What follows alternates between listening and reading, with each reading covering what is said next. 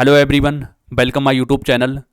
दोस्तों, सऊदी अरब के विदेश मंत्रालय की ओर से एक बयान जारी किया गया है। इस बयान में कहा गया है, जब तक इजराइल फिलिस्तीन को एक स्वतंत्र राज्य के रूप में मान्यता नहीं दे देता, तब तक इजराइल के साथ सऊदी अरब किसी भी तरह के कूटनीतिक संबंध या दोस्ती जैसे व्यवहार स्थापित नहीं करेगा। आगे इस बयान में कहा गया है कि जो फिलिस्तीन एक स्वतंत्र राज्य बनना चाहिए तो 1967 की सरहदों के मुताबिक इसका निर्माण होना चाहिए, यानी इसकी जो राजधानी है पूर्वी यरूशलेम होनी चाहिए।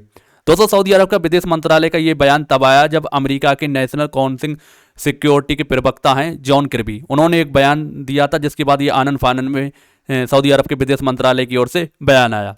जॉन किर्बी ने अपने बयान में कहा था, उधर गाजा और इसराइल के मध्य युद्ध चल रहा है और दूसरी ओर सऊदी अरब और इसराइल के लिए बहुत अच्छे दिन आने वाले हैं, यानी दोनों के बीच संबंध अच्छे स्थापित होने के लिए बातचीत बिल्कुल तैयार है। और उसके बाद सऊदी अरब के विदेश मंत्रालय ने अपने ट्विटर पर और ऑफिशियली एक बयान जारी किया गया है, जिसमें कहा गया है कि इसराइल के साथ किसी भी तरह के कूटनीतिक या दोस्ती जैसे संबंध नहीं रखे जाएंगे। तो इस तरह का एक लेटर पैड उन्होंने जारी किया था। इस लेटर पैड में दे भी रखा है, सारी बातें कही हैं कि the foreign minister attach the regarding the discussion between the kingdom of Saudi Arabia and United States America Arab Israel peace of process. तो इसका मैं हिंदी में आपको मतलब बता दें, वैसे लंबा चौड़ा ये सारा कुछ दे रखा है।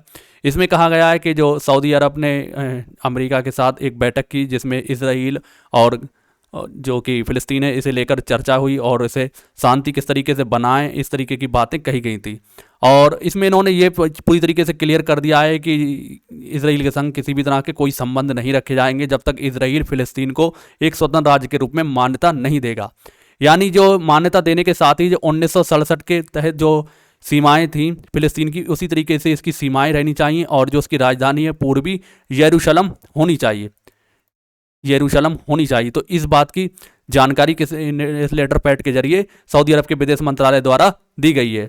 और उन्होंने ये भी कहा है, जो गाज़ा में लगातार इसराइल युद्ध कर रहा है उसकी उन्होंने निंदा की और उन्होंने कहा इस तरह के युद्ध रोकने चाहिए और गाज़ा में जितने भी फ़िलिस्तीनी हैं उन फ़िलिस्तीनियों के जो भी बीमार हैं, यानी कि जो घायल हैं, उनका सही तरीके से इलाज होना चाहिए और जो उनके लिए मदद पहुँच रही है, जैसा कि आपको बता दूँ गाज़ा के लिए मदद पहुंच रही है, लेकिन वहाँ पर इसराइली जो कह सकते हैं सैन्यकर्मी हैं तो वो मदद पहुंचने नहीं दे रहे हैं। मदद तो बहुत पहुंच रही है, लेकिन वहाँ के जो इसराइली क्या कर रहे हैं, रोक ले रहे हैं।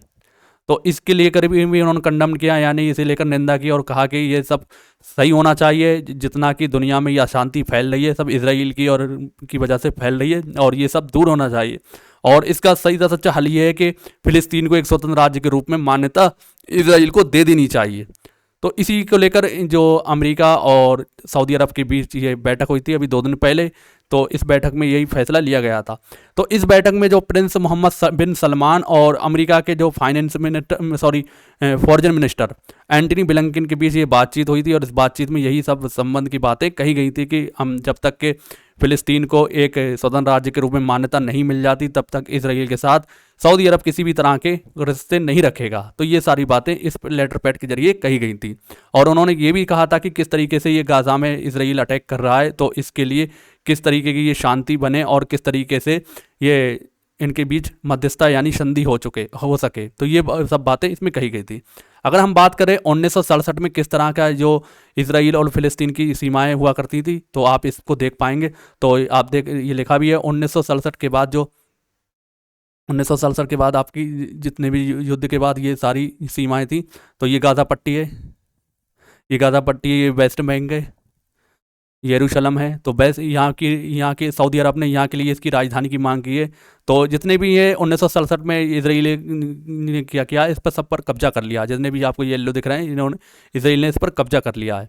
तो ये गाज़ा पट्टी छोटी सी बस रह गई है। वैसे तो बहुत बड़ा एरिया लगभग हुआ करता था। ज़्यादातर में इसराइल ने क्या कर लिया है, इस पर अटैक करके अपने कब्ज़े में ले लिया है। अब उसका भी यही मतलब है कि गाज़ा और जो जितने भी फ़िलिस्तीन का ये सब कुछ है इसराइल में आ सके, यानी इस पर भी कब्जा पूरी तरीके से हो सके। तो ये सारी बातें इसराइल के दिमाग में चल रही हैं।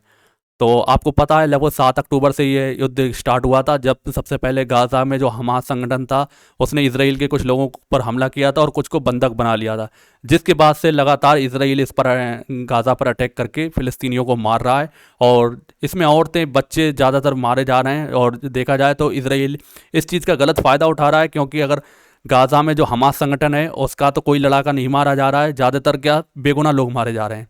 अगर आप सोशल मीडिया पर देखते भी होंगे तो ज़्यादातर उसमें बच्चे, औरतें और जो कह सकते हैं एक आम नागरिक हैं, ज़्यादातर वही लोग मारे जा रहे हैं।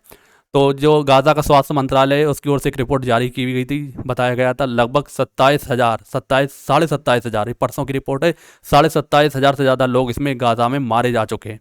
और बताया ये जा रहा है 64,000 से ज़्यादा लोग क्या हुए चुके हैं, घायल हो चुके हैं, जिन्हें पूरी तरीके से अब इनमें भी जो घायल हो गए हैं इनके लिए भी बहुत ज़्यादा मुश्किल है। तो इन्हें सही तरीके से इलाज नहीं मिल पा रहा है, जो और कह सकते हैं जहाँ पर इलाज चल रहा है तो वहाँ जो खान यूनिस में एक जगह है यहाँ गाज़ा में, तो खान यूनिस में एक हॉस्पिटल है, तो उस हॉस्पिटल पर कई बार अटैक कर दिया जिसमें इनका इलाज चल रहा है। और आए दिन क्या कर रहे हैं, जो इजरायली सैनिक पहुंचे हुए हैं बार बार इन पर हमला कर दे रहे हैं। ये सारा कुछ इसमें चल रहा है। तो अमेरिका को और बड़े बड़े देशों को इसमें आगे आना चाहिए। इस तरीके से जैसे सऊदी अरब ने ये कदम उठाया, इस तरीके से और भी जो बड़े देश हैं कदम उठाना चाहिए। अब जैसा कि आपको पता होगा अभी कतर और मिस्र अमेरिका जो एक कह सकते हैं संधि करा रहे हैं, और उन्होंने एक जो रिपोर्ट भेजी थी हमास के पास, तो हमास ने उस रिपोर्ट में अपनी कुछ मांगे रखी थी जिसे इजराइल ने पूरी तरीके से ठुकरा दिया है। इजराइल ने कहा है कि हम इस तरह के हमास की मांगे पूरी नहीं कर पाएंगे।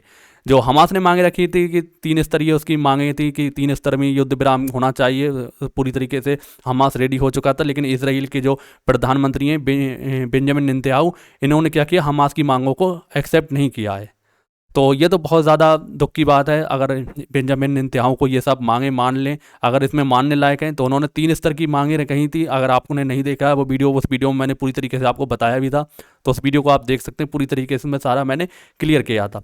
अब बेंजामिन नेतन्याहू कहने को अपने देश में उन्हें बहुत ज़्यादा प्रताड़ित किया जा रहा है, इसे लेकर के हाँ जो क्योंकि जो लोग जितने भी परिवार लोगों के बंधक हमास ने बना लिए हैं इसराइल में, तो वह आए दिन क्या करते हैं, जो प्रधानमंत्री बेंजामिन नेतन्याहू हैं इनके घर पर अटैक करते हैं, कभी सांसद में धावा बोल देते हैं। और उनकी बस प्रधानमंत्री से यही शिकायत रहती है कि जो जितने भी उनके परिवार के सदस्य बंधक बनाए गए उन्हें जल्द से जल्द छुड़ाएं। आप युद्ध की स्थिति ना करें, जैसे भी हो, संधि हो, किसी भी तरीके से हमें अपने परिवार वाले चाहिए। लेकिन पीएम बेंजामिन नेतन्याहू है कि अपने फ़ायदे के लिए पता नहीं क्या इनके दिमाग में चल रहा है, और ये बार बार गाज़ा पर अटैक कर रहे हैं और बेगुनाह लोगों को मार। अगर मान लो किसी भी जो संगठन है, जैसे कि जो लेबनान का एक संगठन है, लेबनान का हिजबुल्लाह संगठन, तो हिजबुल्लाह पर अटैक करें, लेकिन ये क्या कर रहे हैं, गाज़ा में मासूमों पर, जो औरतें, बच्चे और आम नागरिक हैं उन पर अटैक कर रहे हैं। तो उन्हीं को ज़्यादा प्रताड़ित करा जा रहा है, उन्हें सही से भी पूरी तरीके से इलाज भी नहीं मिल पा रहा है। अब कुछ लोग भागकर जो मिस्र की बाउंड्री के पास पहुंच गए हैं, तो वहाँ पर भी क्या बार बार बमबारी और अटैक कर दिए जा रहे हैं, जिससे उन लोगों की सुविधाएं भी पूरी तरीके से नहीं मिल पा रही हैं। सुविधाएं क्या, बेचारे वो लोग टेंट में रह रहे हैं, और बिल्कुल जो पानी की व्यवस्था थी, पानी में भी कुछ शायद कुछ केमिकल वगैरह मिला दिया, जिस वजह से क्या हुआ था, बहुत ज़्यादा बीमारी यहाँ भी फैल गई थी। तो इसी तरीके की बातें ये चल रही हैं। और अब बात करें, ये आप इनका नाम है, तो इनका नाम है जॉन किर्बी। तो इन्होंने ये बयान कहा था, इसके बाद सऊदी अरब की ओर से ये एक्शन आया है। इन्होंने अपने बयान में यही कहा था कि गाज़ा और इसराइल का उधर युद्ध चल रहा है, उधर सऊदी अरब और इसराइल के मध्य दोस्ती जैसे संबंध बढ़ते जा रहे हैं, यानी बातचीत को पूरी तरीके से बिल्कुल जितनी भी संबंध है, कुल मिलाकर कूटनीतिक संबंध स्थापित होने जा रहे हैं। उन्होंने ये जो वाइट हाउस में इस तरीके की प्रेस वार्ता रखी थी, और उन्होंने ये बात बताई थी, जिस वजह से क्या हुआ, सऊदी अरब की ओर से, सऊदी अरब के विदेश मंत्रालय की ओर से आनन फानन में ये बयान जारी किया है। अब देखना ये होता है सऊदी अरब के बाद कोई और देश इसमें आगे आता है और इसी तरीके से फ़िलिस्तीन के लिए आवाज़ उठाता है। अगर इसी तरीके से दोस्तों कुछ बड़े देश अगर आ जाएं, तो हो सकता है बहुत जल्द से जल्द ये युद्ध रुक जाए और जो दुनिया में अशांति फैली रुक जाए। अब अमेरिका को चाहिए इसमें बढ़ चढ़ कर हिस्सा ले संधि बनाने में, लेकिन अमेरिका भी क्या हो रहा है, अपने युद्ध में उलझता जा रहा है। अमेरिका बार बार अपने अटैक, जैसे कि अमेरिका अगर चाहे तो आज ही युद्ध रुक जाएगा। अमेरिका पे क्या, अमेरिका इसराइल का समर्थन कर रहा है, अमेरिका समर्थन करने के बजाय उसे पूरी तरीके से समझाए। अब अमेरिका के समर्थन हो रहा है, तो इस वजह से लाल सागर में क्या हो रहा है, जो अमेरिका के या ब्रिटेन के या कनाडा के जो भी जहाज़ गुजर रहे हैं, तो उन्हें हूथी संगठन अपना निशाना बना रहा है। इसके जवाब में अमेरिका और ब्रिटेन मिलकर हूथी संगठन यमन पर हमला कर रहे हैं। और फिर इराक और सीरिया में, अभी आपको पता है जॉर्डन में ही अमेरिका का क्या हुआ था, एक अड्डे पे अटैक हुआ था। उसके बाद अमेरिका ने सीरिया और इराक पर अटैक किया, फिर उसके बदले में इराक पर सीरिया में अमेरिका के एक अड्डे पर अटैक हुआ। इसी तरीके से ये हमले चल रहे हैं। अमेरिका खुद युद्ध में उलझता जा रहा है। अमेरिका को ये चाहिए कि इसकी इकोनॉमी में बड़ी इस चीज़ का असर पड़ रहा है, तो अमेरिका इसराइल को समझाए और 2-4 देशों को लेकर इस बात को पूरी तरीके से क्लियर करने की कोशिश करे। अब वहाँ के जैसे राष्ट्रपति हैं जॉय बिडेन पूरी तरीके से ये कोशिश नहीं कर रहे हैं, और अगर वो चाहें तो इसे पूरी तरीके से निपटा सकते हैं। डोनाल्ड ट्रंप का ने अभी, जो पूर्व राष्ट्रपति हैं अमेरिका के, उन्होंने भी एक बयान में कहा था कि ये सारा कुछ अमेरिका के राष्ट्रपति जॉय बिडेन के कारण हो रहा है। अब ये तो हो सकता है वो अपने राजनीतिक फ़ायदे के हिसाब से कह सकते हैं, क्योंकि अमेरिका में जल्द ही चुनाव है, इस वजह से कह सकते हैं। लेकिन बहुत सारे लोगों का यही मानना है कि जॉय बिडेन पूरी तरीके से ये नहीं चाह रहे हैं कि ये युद्ध रुके, और इससे फ़ायदा अमेरिका को नहीं हो रहा है। अमेरिका को तो इससे और घाटा हो रहा है, क्योंकि अमेरिका पर भी बार बार सैन्य चौकियों को निशाना बनाया जा रहा है, और छोटे मोटे देशों से अमेरिका को लड़ना पड़ रहा है। तो उम्मीद है आपको जानकारी पसंद आई होगी। पसंद आई है तो वीडियो को लाइक ज़रूर कर दें। मिलते हैं दोस्तों हम अगली वीडियो में, तब तक के लिए जय हिंद, जय भारत।